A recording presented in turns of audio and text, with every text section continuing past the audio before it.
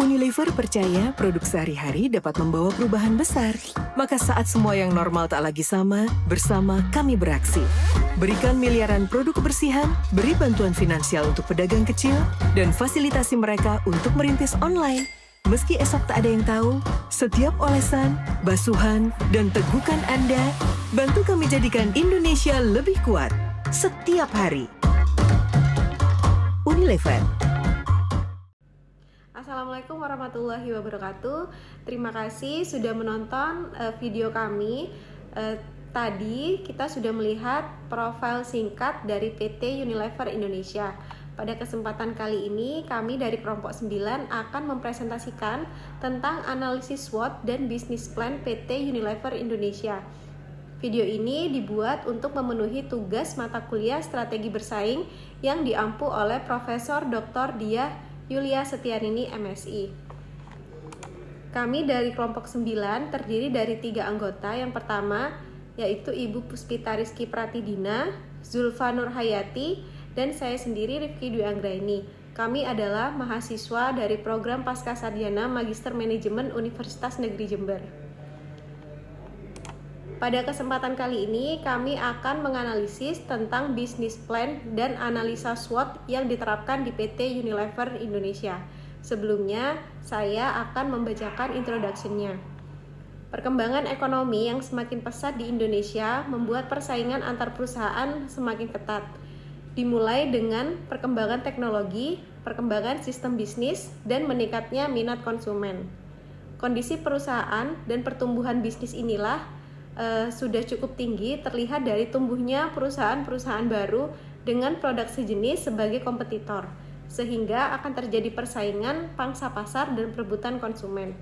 Oleh karena itu, setiap perusahaan harus dapat mencapai tujuan usahanya, sehingga manajemen harus bekerja keras untuk mencapai hal tersebut. Salah satu tujuan perusahaan adalah mencapai laba usaha yang maksimal guna menjaga kemampuan perusahaan untuk memenuhi kewajibannya dengan baik. Untuk analisa strategi bersaing kali ini, kami akan membahas tentang PT Unilever. Apa itu strength-nya, apa itu weakness-nya, opportunities dan threat, serta bagaimana bisnis plan mereka yang akan mereka terapkan untuk perkembangan bisnis mereka ke depan. Singkat tentang PT Unilever. PT Unilever Indonesia Terbuka telah beroperasi sejak tahun 1933 dan telah menjadi perusahaan fast moving consumer goods terdepan di pasar Indonesia.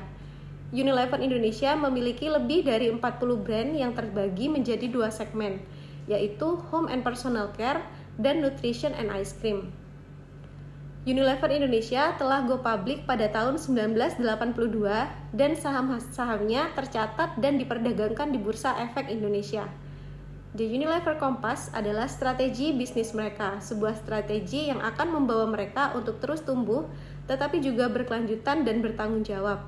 Untuk saat-saat ini, mereka juga menerapkan tagline Everything yang akan mereka sounding setiap hari dan setiap saat untuk mereka gunakan sebagai platform promosi mereka di semua media sosialnya. Berikut beberapa portofolio brand dari Unilever Indonesia, yaitu Bango, Pepsodent, Wall's, Multo, Lifebuoy, Buahvita, dan Royco. Seperti yang kita ketahui, beberapa produk ini sudah banyak sekali kita jumpai di pasar-pasar. Dari Bango, Pepsodent, Wall's, Multo, Lifebuoy, Buahvita, dan Royco. Dan banyak pula brand-brand kompetitor yang muncul. Kalau dari kecap, mungkin kecap Bango belum ada ya brand yang punya logo atau mirip-mirip atau similar dengan kecap Bango. Tapi kalau untuk Pepsodent sudah ada Ciptaden, Sensoden, dan beberapa merek lainnya yang memiliki font atau tampilan yang hampir-hampir sama. Apakah mereka itu kakak adik ataukah mereka kompetitor? Maka hal inilah yang kemudian akan dianalisis oleh sebuah perusahaan. Bagaimana caranya mereka bisa bertahan di tengah banyaknya brand-brand lain yang muncul sebagai kompetitor mereka dengan tagline ataupun dengan kemasan yang hampir-hampir sama. Kemudian Wall's ini kalau kita ketahui banyak juga merek-merek es krim, tapi orang-orang tua zaman sekarang Wall's aja deh gitu.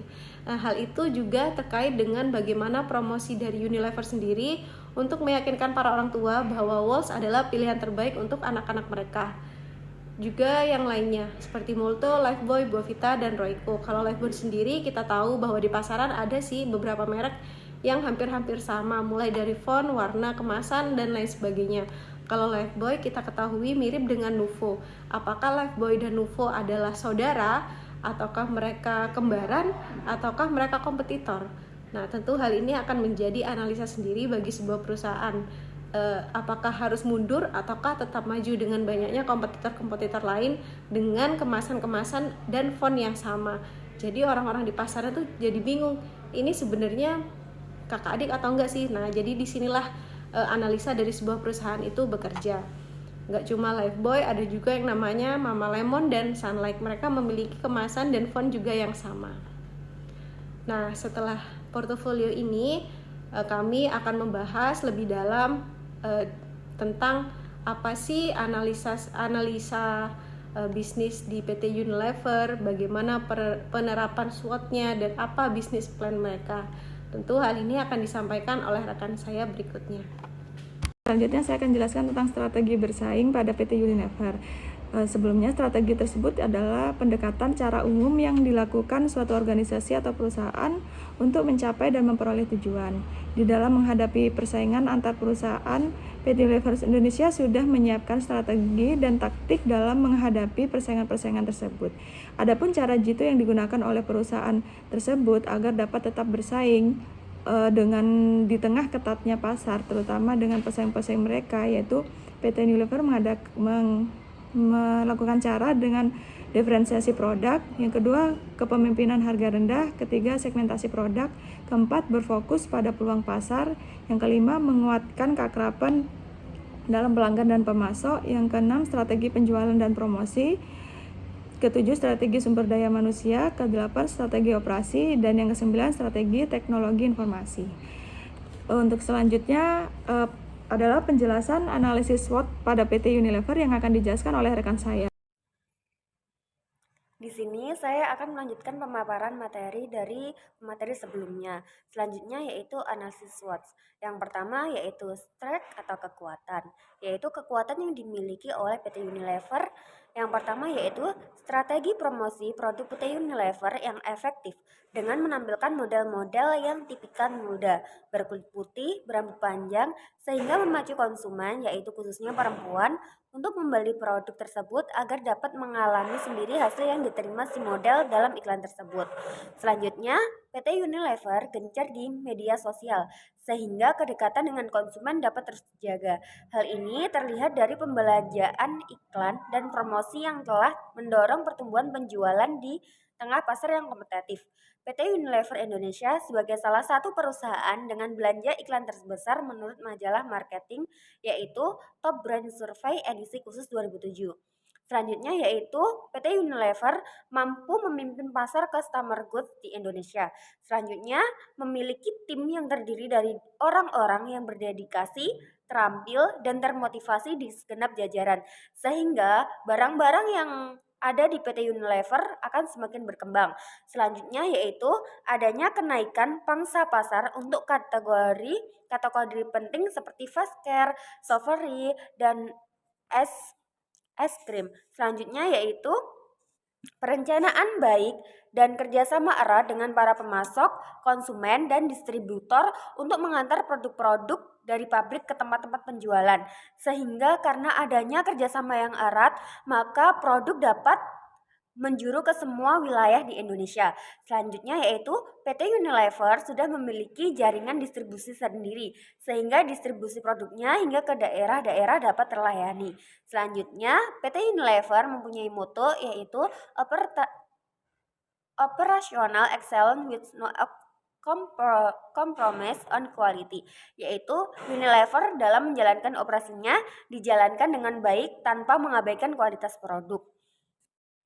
Yang kedua yaitu weakness atau kelemahan. Yang pertama, PT Unilever memiliki struktur matriks yang terdapat beberapa tantangan yang mesti dihadapi perusahaan.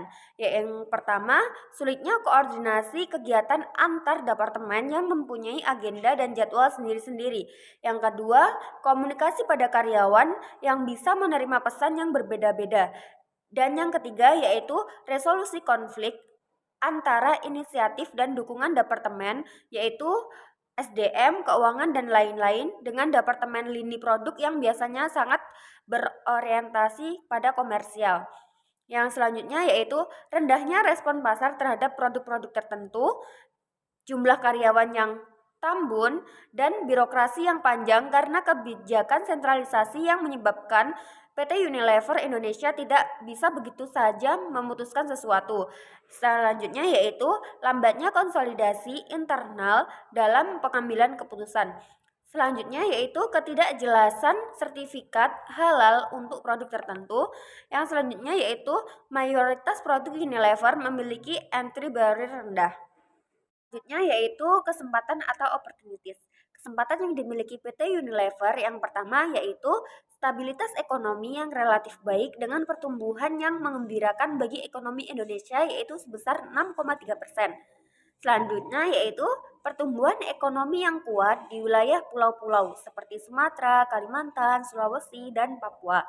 Selanjutnya, tingginya kepuasan konsumen terlihat dari predikat prima indeks kepuasan konsumen. Selanjutnya, banyaknya pemain pasar nasional yang belum memiliki cara produksi kosmetik yang baik. Yang selanjutnya yaitu luasnya potensial market sekitar 250 juta, tepatnya 49,9% laki-laki dan 50,1% yaitu perempuan. Selanjutnya, tingginya tingkat ketergantungan masyarakat akan jenis produk customer good.